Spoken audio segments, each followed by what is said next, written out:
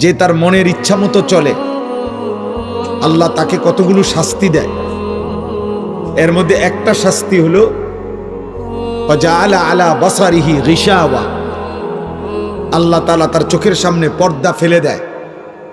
ফলে ওই নাফরমান আর হালাল হারামের পার্থক্য বোঝে না, হালাল হারামের পার্থক্য বোঝে না। এটা পাপের শাস্তি, এটা মনের ইচ্ছা মতো চলার শাস্তি। আফরাআইতা মান ইত্তাখাযা ইলাহাহু হাওয়াহু ওয়া আদাল্লাহু আল্লাহু আলা ইলমিন ওয়া খাতামা আলা সামইহি ওয়া কলবিহি ওয়া জাআলা আলা বাসারিহি গিশাওয়া। এখানে দেশ বিখ্যাত হাফেজ কোরআনরা বসে আছে পিছনে, আপনারা জানেন না। যিনি এতক্ষণ বয়ান করছেন এখন উনি নিচে বসে গেছেন, আল্লাহ ওনারে বরকত দান করে। আমার প্রিয় ভাই মাওলানা আব্দুল কাদের ইসলাহি, আল্লাহ ইলমে আমলে বরকত দান করে। তো ভাই বলতেছিলাম যে এটা নজর সাংঘাতিক, নজর সাংঘাতিক, নজর সাংঘাতিক। নজরে আউলিয়া হয়, নজরে বরবাদ হয়, নজরে বরবাদ হয়। রাসূলুল্লাহ সাল্লাল্লাহু আলাইহি ওয়াসাল্লাম আলী রাদিয়াল্লাহু তাআলা আনহুকে বলছেন, ইয়া আলী লা তুতবিইন নাজরাতান নাজরা, হে আলী, কোন হারাম দৃশ্য, হারাম নারী, ভিন নারীর প্রতি প্রথম দৃষ্টি যদি চোখের পড়ে যায়, তাহলে দ্বিতীয়বার ওই দৃষ্টি ফিরাইয়া দিও না, দেখো না। ফাইন্না লাকাল উলা ওয়া লাইসাত লাকাল আখিরা, কেননা হঠাৎ প্রথম দৃষ্টি সেটা আল্লাহ মাফ করে দিবে, কিন্তু দ্বিতীয়টা নয়। হযরত জারির ইবনে আব্দুল্লাহ বাজালি রাদিয়াল্লাহু তাআলা আনহু, উনি নবীজিকে জিজ্ঞেস করছেন, সাআলতু রাসূলুল্লাহ আন নাজরিল ফুজআ অথবা ফাজাআ, ইয়া রাসূলুল্লাহ, হঠাৎ যদি কোনো নারীর প্রতি নজর পড়ে যায় আমি কি করব? আল্লাহর নবী সাল্লাল্লাহু আলাইহি সাল্লাম বলেন, ইসরিফ বাসারাক, তৎক্ষণাৎ চোখ ফিরিয়ে নাও, চোখ ফিরিয়ে নাও। রাসূলুল্লাহ সাল্লাল্লাহু আলাইহি সাল্লাম বলছেন, এটা হাদিস। রাসূলুল্লাহ সাল্লাল্লাহু আলাইহি সাল্লামের একজন চাচাতো ভাই ফজল ইবনে আব্বাস রাদিয়াল্লাহু তাআলা আনহু, ফজল ইবনে আব্বাস, আব্দুল্লাহ ইবনে আব্বাসের ভাই, নবীজির আপন চাচাতো ভাই। নবী সাল্লাল্লাহু আলাইহি সাল্লাম যখন, তো নবীজির এই চাচাতো ভাই বিদায় হজ্জের দিন, নবী সাল্লাল্লাহু আলাইহি সাল্লাম বিদায় হজ্জের দিন যেই উটের পিঠে বসা ছিলেন হজ্জের মধ্যে, তখন নবীজির পিছনে উটে, একই উটে এই নবীজির এই চাচাতো ভাইও বসা ছিল, ফজল ইবনে আব্বাস। তখন একজন মহিলা, ওই মহিলা রাসূলুল্লাহ সাল্লাল্লাহু আলাইহি সাল্লামের কাছে আসছে, মহিলা সাহাবী, মাসআলা জানতে। তো হজ্জের মধ্যে ইহরাম অবস্থায় শুধু নারীর জন্য চেহারা খোলা রাখতে হয়, বাকি ভিন পুরুষের সাথে চেহারাটাকে একটু আড়াল করে পর্দা করে। কিন্তু আমরা যেরকম মহিলারা হিজাব লাগায়া রাখে গালের সাথে, এরকমটা নিষেধ ইহরাম অবস্থায়।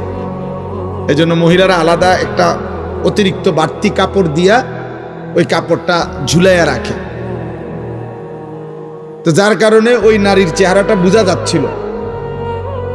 নবীজির দিকে যখন তাকাইয়া মহিলা জিজ্ঞেস করছে মাসআলা, তো এই পিছনে যেই সাহাবী ফজল ইবনে আব্বাস, নবীজির চাচাতো ভাই, উনি ওই মহিলার দিকে তাকাইছে।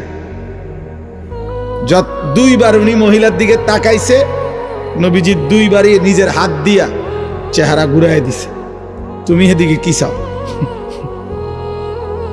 আল্লাহর নবী সাল্লাল্লাহু আলাইহি সাল্লাম ওনার সাহাবাদেরকে এইভাবে নজর হেফাজতের জন্য গুরুত্ব দিয়েছেন, নজর হেফাজতের জন্য। এজন্য দোস্ত, এই চোখ বহুতই দামি। চোখের হেফাজত জরুরি, নজরের হেফাজত জরুরি, নজরের হেফাজত জরুরি। আজকে বেঈমান দুশ্মন আমাদের নতুন প্রজন্মের হাতে চোখের খেয়ানত করে দিছে। দুশ্মনের সর্বশেষ সবচেয়ে কার্যকর গুনার যে অস্ত্র, সেটা হলো এই বড় মোবাইল দিয়ে লক্ষ লক্ষ কিশোর যুবক এত বেশি পরিমাণ এই চোখে নারী ছবি আর অশ্লীল দৃশ্য দেখে ফেলছে। 16 বছর বয়সে, 18 বছর বয়সে, এত কম বয়সে এত নারী দেখার কথা ছিল না। হতে পারে বিগত দিনের 60 বছর পর্যন্ত বুড়া মিয়া গত 60 বছরে যত নারী দেখে নাই, আমার কিশোর যুবক সন্তান 3 দিনে তার চাইতে বেশি দেখে ফেলছে, 10 দিনে তার চাইতে বেশি দেখে ফেলছে। আজ ও বুঝছে, আজ লাখ লাখ যুবক মনে করে জীবন মানেই যৌনতা, এক লজ্জাস্থানের চাহিদা, শাহওয়াত, এক নারীর প্রতি কামনা, এই অসভ্যতা, এটাই তার জীবন। সে পৃথিবীতে বেঁচেই আছে লজ্জাস্থানের চাহিদা পূরণের জন্য। এজন্য চুল, চেহারা বলেন, লেবাস, পোশাক বলেন, যত ফ্যাশন, যত মডেল, কোন নারী তাকে দেখবে, কোন অসৎ মেয়ে তাকে দেখে হাসবে, কোন হারাম মেয়ে তার সাথে হারাম প্রেমের সম্পর্ক করবে। এই জন্য ওর মাসে মাসে ডিজাইন বদলায়, রং বদলায়, ঢং বদলায়, কালার বদলায়, সিস্টেম বদলায়, কোনো না কোনো মেয়ের চোখে যেন ভালো লাগে। আজ মনে করছে জীবন মানেই যৌনতা, শাহওয়াত, নারীর চাহিদা, হারাম চাহিদা। অথচ বাস্তবতা এটা না। আল্লাহ তাআলা মানুষকে এজন্য সৃষ্টি করে নাই। কোন সুস্থ স্বাভাবিক মানুষ, কোন বিবেকবান বুদ্ধিমান, কোন সুস্থ সবল যুবক খোদার কসম এটা ভাবতে পারে না, এটা হইতেই পারে না। আজ ব্যর্থতার এই দায়ভার মা বাবারও, ব্যর্থতার এই দায়ভার সন্তানেরও। মা বাবা বুঝলো না আমার সন্তানকে কিভাবে গড়া উচিত, সন্তান নিজেও বুঝলো না আমার জীবনে কি করা উচিত। একটা মোবাইল ব্যবহারের স্বাধীনতা ও মনে করে একটা মহাদেশের চাইতে বড় স্বাধীনতা। একটা মোটর সাইকেল চালাইবার স্বাধীনতা ও মনে করে এটা আমার জীবনের সবচেয়ে বড় স্বাধীনতা। একটা মেয়ের সাথে হারাম সম্পর্ক করার সুযোগ ও মনে করে এটা আমার জীবনের শ্রেষ্ঠ অর্জন। আমার সাথে কারো রিলেশন আছে, কোন অসৎ মেয়ে আমার সাথে সম্পর্ক আছে, অসৎ, যদি বলেন না ও হিজাব পরে, না ও হিজাব পরা অসৎ। বিবাহ বহির্ভূত কোনো মেয়ে যদি কোনো ছেলের সাথে সম্পর্ক রাখে, এবার যদি সে বোরখা না কম্বলও পরে, কম্বল বলে লেপ তোষক গাও দেয়, হেবুড়ি কম্বল গায়ে দেয়, অথচ কোন ছেলের সাথে তার হারাম সম্পর্ক, তো খোদার কসম ওই মেয়ে, ওই কন্যা চরিত্রহীন, ও চরিত্রহীন, ও বেহায়া, ওর কাছে কিছুই মিলবে না ধোকার প্রতারণা ছাড়া, প্রবঞ্চনা ছাড়া, অল্প সময়ের ব্যবধানে ফাসাদ লাথি ছাড়া আর কিছু জুটবে, আর কিচ্ছু, আর কিছু জানা। ইজ্জতের কদর যে নারীর নাই, সম্ভ্রমের কদর যে নারীর নাই, সতীত্বের কদর যে নারীর নাই, হায়া আর লজ্জার গুরুত্ব যে মেয়ের নারীর মধ্যে নাই, খোদার কসম আসমান ও জমিনের তার আর কিচ্ছু নেই। আল্লাহ তাআলা পুরুষের শরীরে পরিশ্রম করার অতিরিক্ত যোগ্যতা আল্লাহ সৃষ্টিগতভাবে পুরুষের শরীরে দিয়েছেন, আর লজ্জা শরমের অতিরিক্ত যোগ্যতা সৃষ্টিগতভাবে আল্লাহ নারীর শরীরে দিয়েছেন। নারীকে আল্লাহ লজ্জা একটু বেশি দিয়ে সৃষ্টি করেছেন, পুরুষকে আল্লাহ পরিশ্রম করার যোগ্যতা একটু বেশি দিয়ে সৃষ্টি করেছেন। এই জন্য পুরুষকে বলছেন বাহির সামলাও, নারীকে বলছেন ঘর সামলাও। এটা জুলুম না, এটা বন্টন, এটা ইনসাফ, এটাই যৌক্তিক। এই পৃথিবীতে সব জায়গায় কর্ম বন্টন হয়, আর আল্লাহ কর্ম বন্টন করলে জুলুম হয়। বেঈমান কতগুলো নারীর স্বাধীনতার নামে, প্রগতির নামে, আধুনিকতার নামে, নারীর উন্নয়নের নামে নারীকে বুঝাইছে বেড়াইতের লগে এক লগে হাঁটতে পারলে, চলতে পারলে এটা তোমার স্বাধীনতা। ইসলাম তোমার ঠকাইছে। না না, আল্লাহর কসম না। কর্ম যদি বন্টন করে, কাজ যদি ভাগ করে দেয়, এটা জুলুম নয়, এটা ইনসাফ। একটি অফিসের মধ্যে মনে করেন 12 জন লোক রাখছে কোম্পানি। লোক রাইকা বলছে আমাদের অফিসে একজন ম্যানেজার দরকার, একজন হিসাব রক্ষক দরকার, একজন দারোয়ান দরকার, একজন ঝাড়ু দেওয়া লোক দরকার, হ্যাঁ, আবার 2 জন কর্মকর্তা দরকার। এমনি এমনি আমরা 12 জন লোক দরকার। আপনাদের 12 জন লোক নিয়োগ দিলাম। আপনারা প্রত্যেক দিন সকালবেলা আইসা তাৎক্ষণিক মশওয়ারা করিয়া সিদ্ধান্ত নিবেন আজগা ম্যানেজারি করবেন কে, আজগা দারোয়ানি করবেন কে। নিজেরা মিল করিয়া ডেইলি আপনারা একজনে ম্যানেজারি করবেন শনিবার, আরেকজন রবিবারে ঝাড়ু দিবেন, হ্যাঁ, আবার রবিবারে সোমবারে যিনি ঝাড়ু দিছেন সোমবারে আমনে ম্যানেজার। আপনারাই তো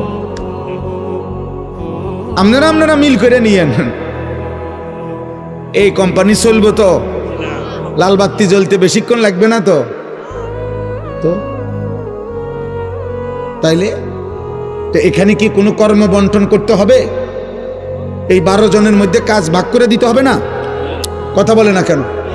এই অফিসের কাজ ভাগ করতে হবে না? ম্যানেজার কে, দারোয়ান কে, হ্যাঁ, ঝাড়ুদার কে, হিসাব রক্ষক কে, বাবুর্চি কে, এটা ভাগ করতে হবে না? এটা ভাগ করা জুলুম? এটা ভাগ করা বেইনসাফি? না, এটা ইনসাফ, এটা সুষম বন্টন।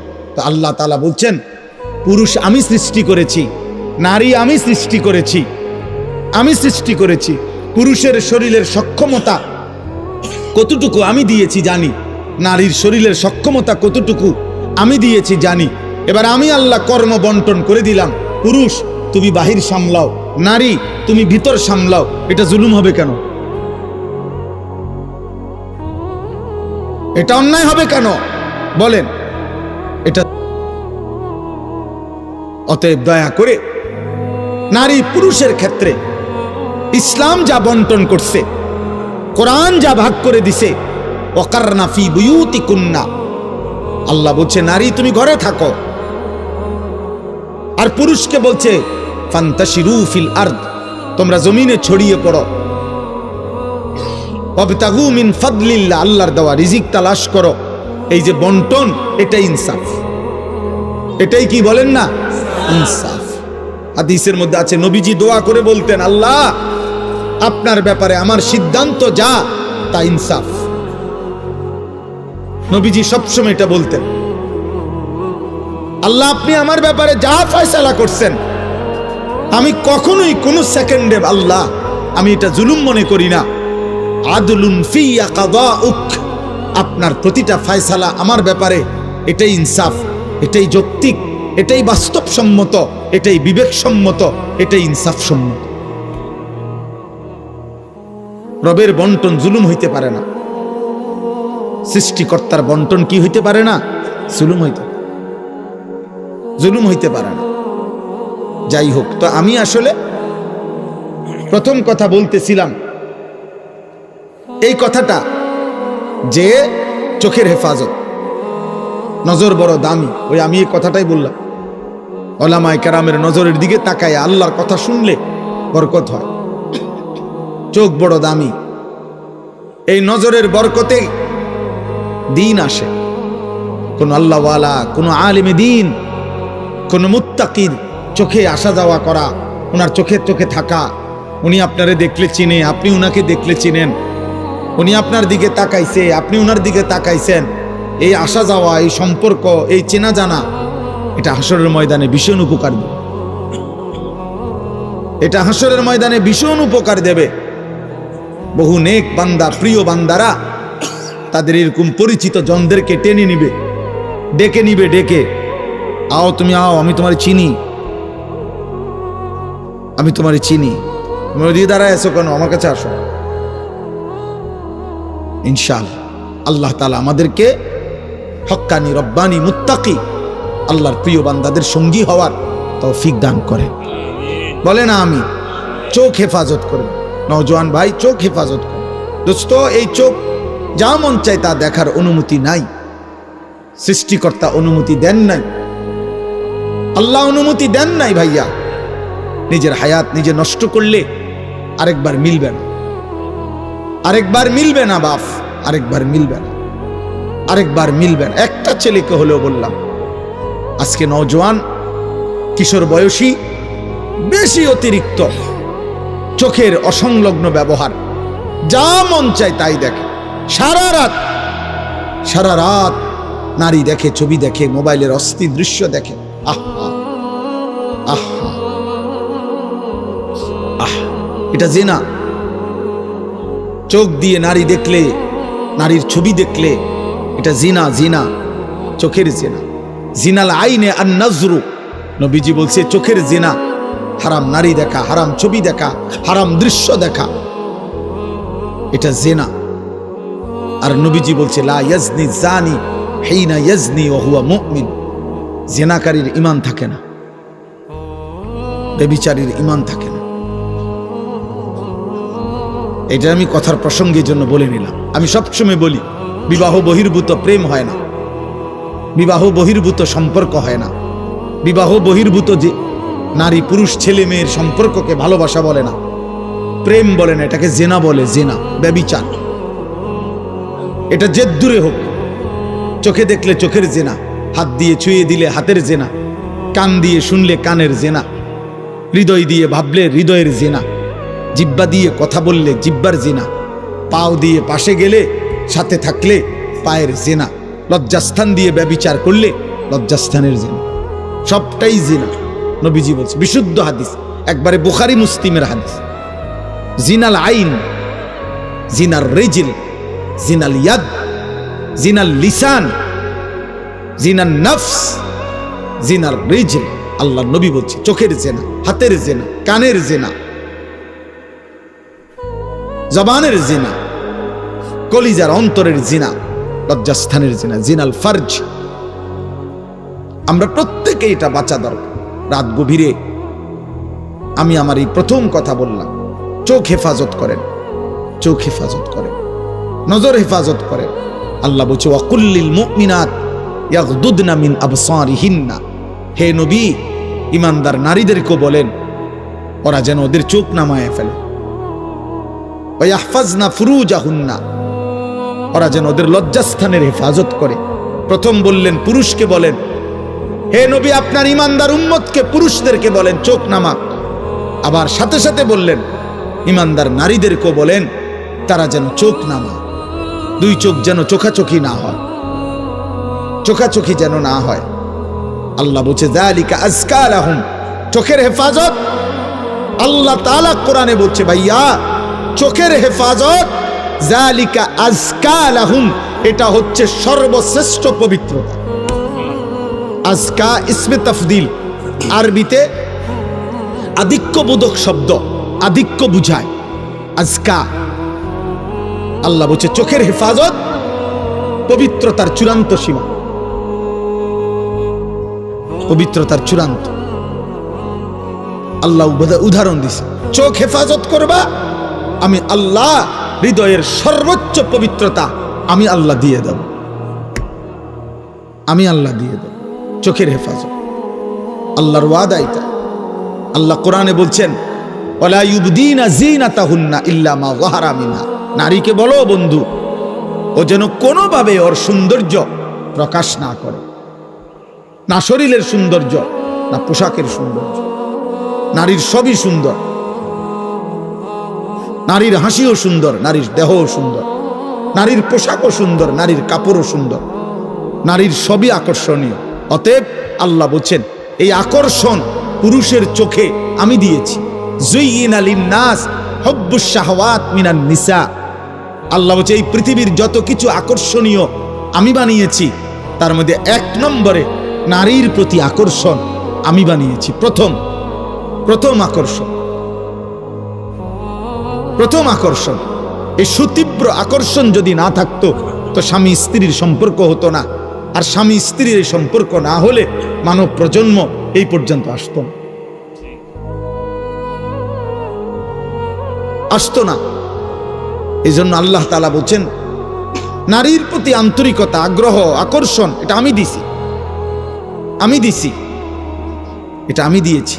অতএব আমি এটাকে নিয়ন্ত্রণ করতে বলেছি, আমি হুকুম করেছি, আমি দিলাম, আমি নিয়ন্ত্রণ করতে বলি। একটা যুবক ভাই ভাবো তো, ইনসাফ করে যদি চোখের দৃষ্টি এমন হয়, হৃদয়ের অনুভূতি আল্লাহ এমন বানায় যে 2 জন নারী, যদি একজন আমার মা একজন আমার স্ত্রী, যদি কখনো এমন হয় আল্লাহর আযাব যে 2 জনকে বরাবর মনে হয়, 2 জনকেই মা মনে হয় অথবা 2 জনকে স্ত্রী মনে হয়, তখন কি হবে?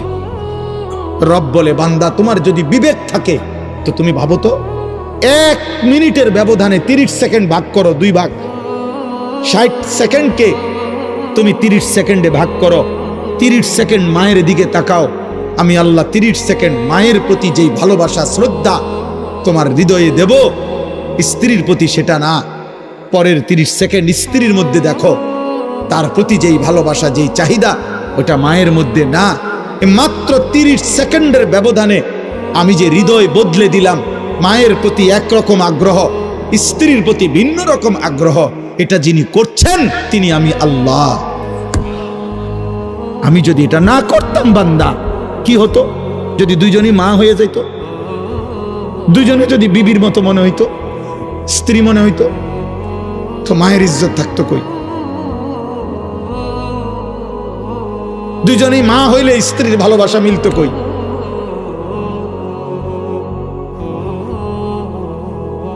কি ভাইয়া, ইনসাফ করেন। নওজোয়ান, কার চোখে নাফরমানি করো? কার চোখে? আলাম নাজআল লাহু আইনাইন, আল্লাহ কোরআনে বলছে বান্দা বলো না আমি কি 2টা চোখ দেই নাই? এই চোখ কি আমার না? তো আজকের সারা রাত বেহায়া নারী দেখলা, আমার কোরআন কখনোই দেখলা না। চোখ কি আমার না? 2টা চোখ কি আমি দেই নাই বান্দা? এই জন্য কোরআনুল কারীমের মধ্যে আল্লাহ বলছে বান্দা সাবধান থেকো। ওয়াশাহিদা আলাইহিম সামউহুম ওয়া আবসারুহুম ওয়া জুলুদুহুম বিমা কানু ইয়ামালুন।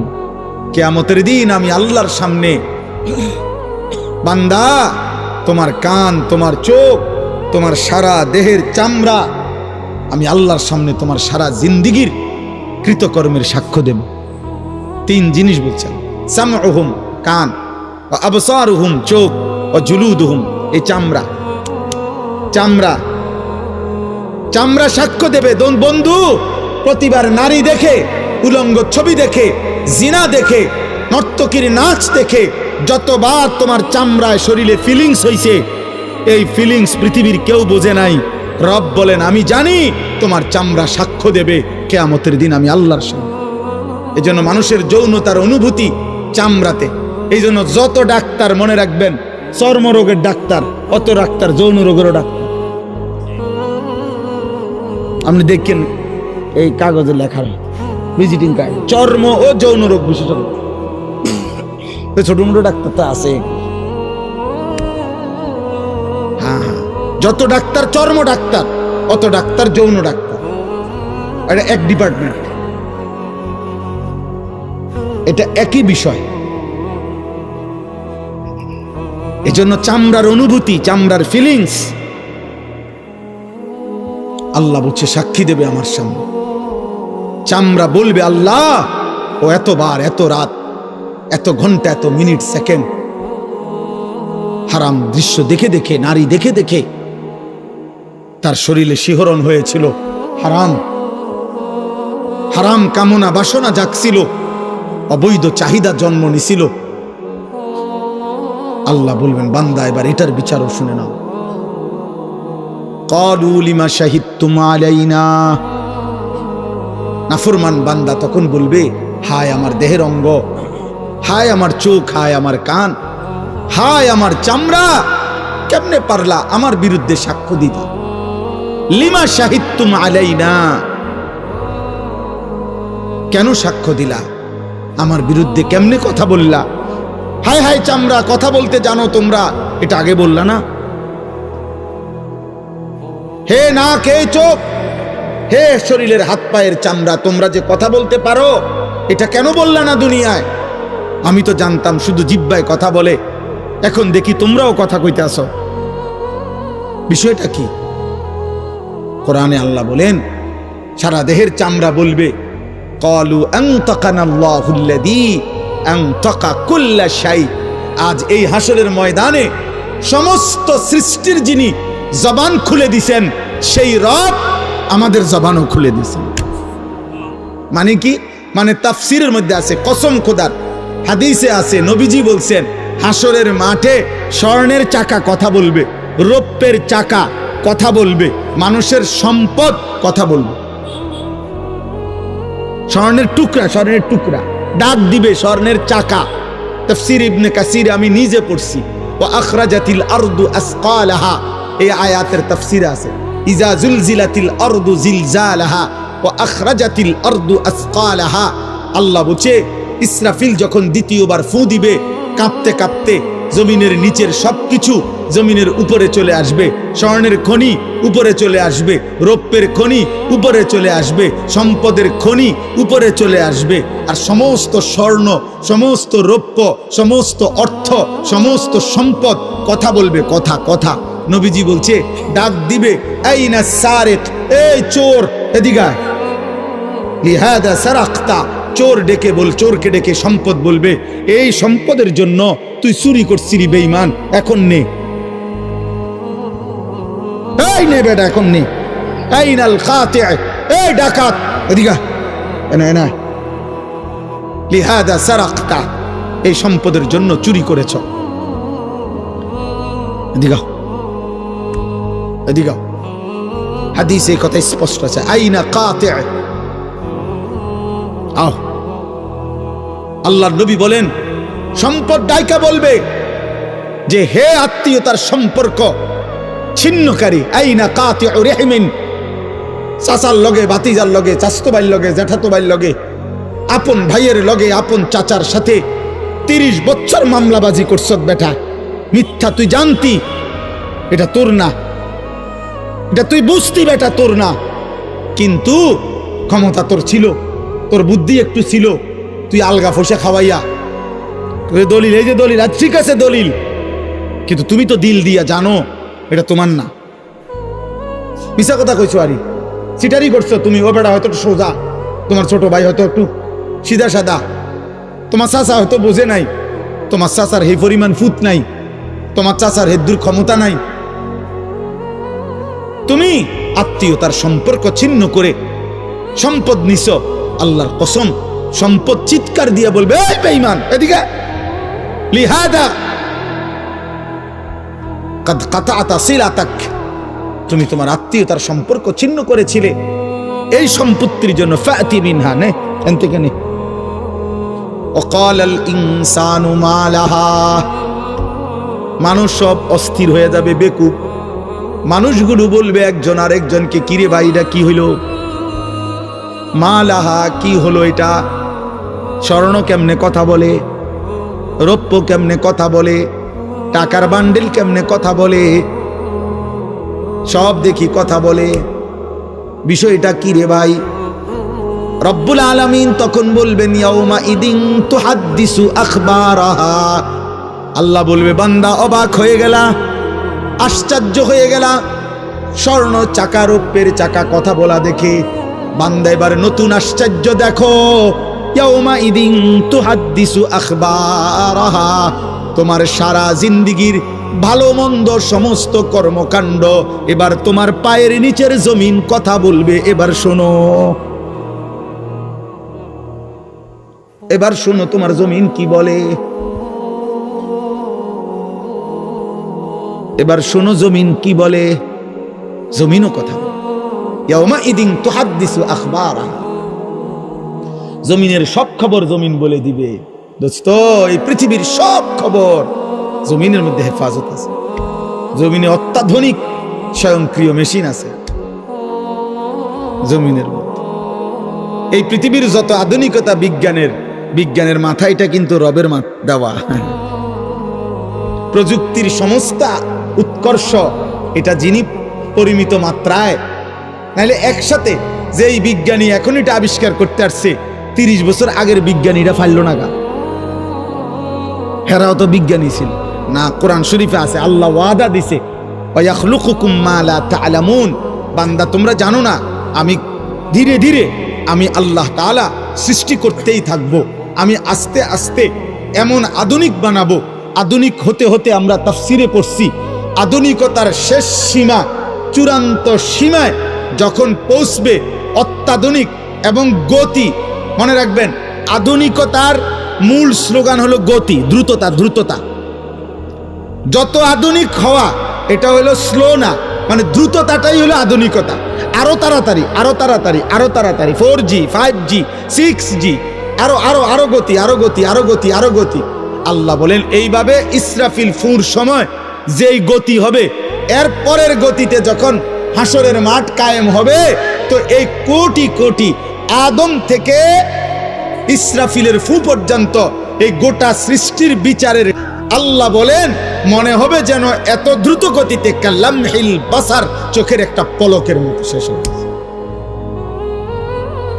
এত দ্রুত গতি। এটা কত জি আল্লাহ কইতার, 4G না 5G তো এটা নাই তখন। হ্যাঁ,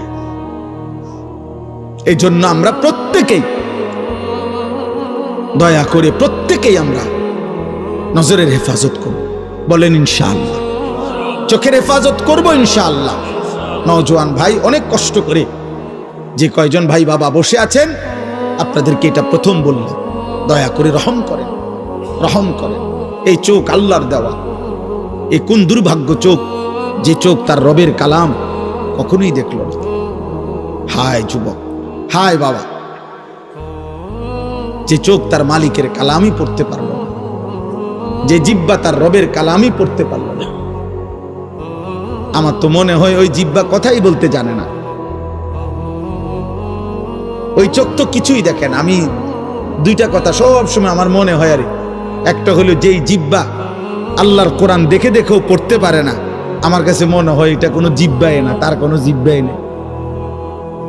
আর আমার আরেকটা বিষয় হলো, আমার সবসময় মনে হয় যেই চোখ কাবার কালো গিলাফ দেখে নাই, মদিনার সবুজ গম্বুজ দেখে নাই, আমার মনে হয় ওই চোখ কিছুই দেখে না। ওই দেখলো কি আর জীবন? ও মালিকের ঘরই দেখে নাই, ও বন্ধুর রওজাই দেখে নাই, ও আর জীবনে দেখলো কি? ওই চোখ দেখলো কি? আল্লাহ আমাদেরকে হেফাজত করেন, আল্লাহ আমাদেরকে তৌফিক দেন, মালিকের ঘর দেখার সুযোগ দেন। যে চোখ আল্লাহর ঘর দেখবে, সে চোখ গুনাহ করবে কেন? যে চোখ জান্নাত দেখবে, সে চোখ গুনাহ করবে কেন? ফালা তা'লামু নাফসুম মা উখফিয়া লাহুম মিন কুররাতি আ'য়ুন। আল্লাহ বলে, বান্দা অপেক্ষা করো, জান্নাতে আমি তোমার জন্য এমন নিয়ামত রেখেছি, যা তখন তোমার সামনে খোলা হবে, তোমার চোখের প্রথম দৃষ্টিতে তোমার চোখ ঠান্ডা হয়ে যাবে, চক্ষু শীতল। এই পৃথিবীতে তাফসিরে আছে, দুনিয়াতে মানুষের চক্ষু শীতল হয় না। দুনিয়াতে এমন কোনো কিছু নাই যেই জিনিস দেখবার পরে আর দেখতে মন চায় না। পৃথিবীর সবচেয়ে সুন্দর জিনিস দেখার পরও যদি কাউকে বলে আর কিছু দেখবেননি, সে বলবে হ্যাঁ আরো দেখবো, আর আসেনি কিছু। এজন্য তাফসিরে আছে যে দুনিয়াতে চক্ষু শীতল হয় না, চোখ ঠান্ডা হয় না, মানে আর দেখবো না এটা মনে চাইছে না, এরম হয় না দুনিয়াতে। কিন্তু আখেরাতে জান্নাতে এটা হবে। আল্লাহ বলবেন, আল্লাহ বলেন চক্ষু শীতল হবে, মানে বান্দা যখন জান্নাতের একটা একটা নিয়ামত দেখবে, এরপরে এই নিয়ামত আরো হইতে পারে আরো সুন্দর, এটা সে ভাববেও না, এর চাইতে সুন্দর সে দেখতেও চাইবে। এই জন্য হাদিসের মধ্যে আছে জান্নাতের সমস্ত নেয়ামত জান্নাতি বান্দা দেখবার পরে, উপভোগ করার পরে, লাহুম মা ইয়াশাউনা ফিহা ওয়া লাদাইনা মাজিদ, বান্দা যা চাইবে আল্লাহ তো দিবেই, আল্লাহ আবার নিজের থেকে আরো অনেক কিছু দিবে। সর্বশেষ আল্লাহ ফেরেশতাদের মাধ্যমে জিজ্ঞেস করবে, ফেরেশতারা বলো না আমার বান্দারে জিজ্ঞেস করো ও আর কিছু চাইবে কিনা, আর কিছু দেখবে কিনা, আর কিছু লাগবে কিনা। ফেরেশতারা বলবে, হে আল্লাহর প্রিয় বান্দা জান্নাতি, আপনার আর কিছু লাগবে, আপনি আর কিছু চাইবেন, আর কিছু বলবেন? সুবহানাল্লাহ। জান্নাতি বান্দা বলবে, হায় ফেরেশতা, আর বলবো কি, যা আমি চেয়েছি তাও পেলাম, যা আমি চাই নাই তাও রবের কাছ থেকে পেলাম, আর কিছু চাইতে হবে, আর কিছু চাওয়ার মতো হইতে পারে এমন ভাবনাও তো আমার মাথায় আর ধরতেছে না, আর কিছু নাই, আমি কি বলবো আর? তো ফেরেশতা বলবে, ইয়া রব, আয় মাওলা, আপনার বান্দা আর কিছুই চাচ্ছে না, ওর আর চাওয়ার মতো কিছু ধারণাও আসতেছে না, চাওয়ার মতো কিছু নাই আর, ও যা চাইছে তাও পাইছে, আপনার থেকে আরো অনেক কিছু পাইছে, এখন আর কিছুই চাচ্ছে না। সুবহানাল্লাহ। তাফসিরে আছে, হাদিসে আল্লাহ তাআলা বলবেন, ফেরেশতা ওয়ালাদাইনা মাজিদ, কিন্তু আমার কাছে তো আরো আছে, আমার কাছে তো আরো আছে। ফেরেশতা তখন বলবে, আল্লাহ, ফেরেশতারও মাথা ধরবে না তখন। ফেরেশতা বলবে, মাওলা, এবার তাইলে আপনার বান্দারে আপনি কি দিবেন? আপনার জান্নাতে যা ছিল তা তো দিছেনই সব, এখন কি দিবেন আর? রব্বুল আলামিন বলবেন, বান্দা ৭০,০০০ নূরের পর্দা আমার সরিয়ে দাও, আমার বান্দা এবার আমাকেই শুধু দেখবে, ও আমাকে দেখবে। আর তখন বুঝবা আমাকে দেখার মজা কি, আমাকে দেখার সুন্দর কি। এই জন্য তাফসিরে আছে, বান্দা যখন আল্লাহর দিকে তাকাবে তো ৭০,০০০ বছর প্রথম দৃষ্টিতেই তাকিয়ে থাকবে, ৭০,০০০ বছর, আর জান্নাতের বাকি অংশের কোন নিয়ামত তার মনেও পড়বে। রব এত সুন্দর। আমার শায়েখ আল্লামা মুফতি মুশতাকুর নবী কাসেমি হুজুর বলেন যে জান্নাতের হুরেরা আপনার টানাটানি করবে, পয়সা কিতা ঘটনা কি, ছাইরেই তো দিলেন আমগরে দেখবেন না। জান্নাতি বান্দা হুরদেরকে বলবো, আজ সব খাল্লি সরেন থেকে সদবদ। রবের নজর, মালিকের দিদার, আল্লাহ তাআলার এই দিদারের সামনে গোটা জান্নাত তুচ্ছ। তাহলে যে চোখ আল্লাহকে দেখবে সে চোখ হারাম কেন দেখবে? সেই চোখ হারাম কেন দেখবে? আল্লাহ আমাদেরকে তৌফিক দান করেন, আল্লাহ আমাদেরকে কবুল করে নেন। আমার ভাই, আমার বাপ, মহান আল্লাহ পাক রব্বুল আলামিন, আমি ছোট্ট শুধু তরজমাটা বলি। সূরা ফাতিহার 4টা আয়াত আল্লাহ তাআলা আমাদেরকে বলছেন, আলহামদুলিল্লাহি রাব্বিল আলামিন, সমস্ত প্রশংসা আল্লাহ তাআলার জন্য, যিনি জগৎ সমূহের পালন কর্তা। এই ছোট্ট কথাটা আমি শুধু অল্প একটু বলতে চাই। আল্লাহ বলছেন আলহামদুলিল্লাহ, সমস্ত প্রশংসা আল্লাহর জন্য। কার জন্য? যদি বলি মাওলা সব প্রশংসা আপনার জন্য কেন, আল্লাহ বলবেন, তুমি চারদিকে আরেকবার নজর বুলাও তো বান্দা, অথবা তোমার নিজের মাঝে আছে দেখো তো বান্দা, হ্যাঁ আমার ছাড়া অন্য কারো কিছু আছে কিনা, সবই তো আমার, তো প্রশংসা আমার হবে না তো কার? তুমি দেখো বান্দা, দেখো চারিদিকে তাকাও, আরেকবার ঘুরে ঘুরে দেখো, তুমি মনে করো তো, তুমি বলো তো আমার ছাড়া কার কোনটা? চারিদিকের যত আয়োজন সবই তো আমার, ভালোবাসার যত রং সবই তো আমার, যত কিছু প্রিয়, যত কিছু পছন্দের, যত কিছু সুন্দর, ফুলের যত সুন্দর সে তো আমার দেওয়া, ফলের যত সুন্দর সে তো আমার দেওয়া, পাখির যত সুন্দর এ তো আমার দেওয়া, আসমান যত সুন্দর এ তো আমার দেওয়া, সূর্য যত সুন্দর আমার দেওয়া, চাঁদ যত সুন্দর আমার দেওয়া, এই কায়নাতের জাররা জাররা, বিন্দু বিন্দু সবই তো আমার দেওয়া, তোমার স্ত্রী যত সৌন্দর্য আমার দেওয়া, তোমার কোলের বাচ্চা যত আদর তোমার তো আমার দেওয়া, তোমার মায়ের হাসি এ তো আমার দেওয়া, তোমার এক এক লোকমা খাবার এ তো আমার দেওয়া, তোমার অস্তিত্বের প্রত্যেকটা অঙ্গ আমার দেওয়া, সবই তো আমার। তো প্রশংসা আমার নয় তো কার? বলেন, প্রশংসা কার? অতএব সবচেয়ে আশ্চর্য দুঃখের কথা, অবাক ওই মানুষের প্রতি, অবাক ওই যুবকের প্রতি, যে যুবক প্রতিনিয়ত রবের এই দুনিয়া তুমি দেখছো আর উপভোগ করছো, অথচ একবারও তোমার রবের কথা তোমার মনে পড়ে। হায় হায় নাফরমান, তুই কি মানুষ রে? আমার সবসময় মনে হয়, মানে মুসলিম পরিচয় দিয়া যে এক ওয়াক্ত নামাজ পড়ে না, এটা কি মানুষের বাচ্চা রে? এটা মুসলমানের ঘরে এত বড় জানোয়ার হইল কেমনে? এটা এত বড় জানোয়ার মুসলমানের ঘরে হইল কেমনে? আশ্চর্য কথা, এটা আশ্চর্য। এটা রীতিমতো আমার অবাক লাগে যে হায় হায় হায় হায় হায়। 365 দিনে, খোদার এক বছরে ও কোনোদিন ফজরের নামাজ পড়ে নাই, কোনোদিন 5 ওয়াক্ত নামাজ পড়ে নাই। এমন মালিক করে কেমনে কে বুলায় দিল? জন্মলগ্ন থেকে যে শুনছে সে মুসলমান, জন্মের পরে যার কানে আজান দিছে, একামত দিছে, যার মা মুসলমান, যার বাবা মুসলমান, যার বংশের সকলে মুসলমান, যার চারিদিকে মসজিদ, যার মিনারায় আজান, যার ঘরে ঘরে রবের কোরআন, যার চারিদিকে মাদ্রাসা, এত বেশি দ্বীনি পরিবেশের ভিতর থেকেও যেদিকে তাকায় কোনো না কোনো মসজিদ, প্রতিনিয়ত আজান ভেসে আসে।